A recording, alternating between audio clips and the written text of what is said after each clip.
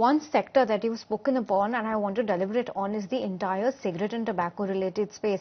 It's counters like Godfrey Phillips, ITC, and to some extent even VST Industries that's taking a little bit of a knock-in trade today, because remember, this doesn't only have to do with what happened in the budget, but other than that, remember in October last year when the government announces additional excise duty on tobacco products as well as cigarettes, that was supposed to be put into implementation from February 1st, which was yesterday. So yes, this additional excise duty on cigarette and tobacco products is now underway, and this is 40% on cigarettes, tobacco and similar products, 18% on BDs, and on top of this, a health and national security cess will be levied on pan masala too.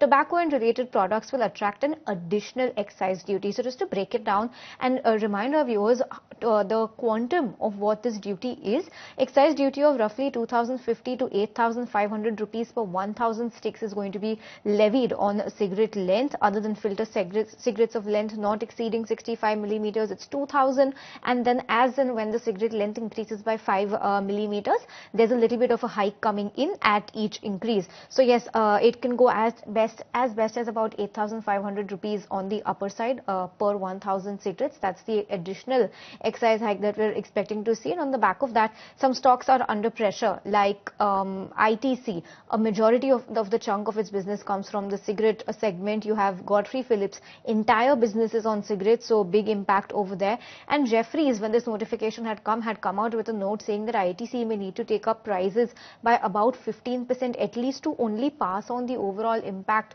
to the customers. So a minimum of 15% to 30% across brokerages is what the expectation was. Last week, even when ITC came out with its earnings and its earnings commentary, this company mentioned that this additional excise duty by the government is not going to do good to the company. It's not going to be good for the government in terms of collections as well, because this is going to encourage a lot of illicit cigarette companies to start coming in the market, as people will try and dodge this excise duty that needs to be paid on cigarettes. So yes, that is the take coming in on some of these cigarette stocks, and it's ITC that's seen a recovery from the day's low. Just want to very quickly see what Godfrey Industries is doing, because it opened lower with a pressure of about 4.5 to 5%. Want to see if there's been any recovery over there as well. That stock should be up on your screen soon. But yes, that is the take coming in on some of the cigarette stocks. Godfrey continues to be under pressure, 5.2% cut on that stock as we speak.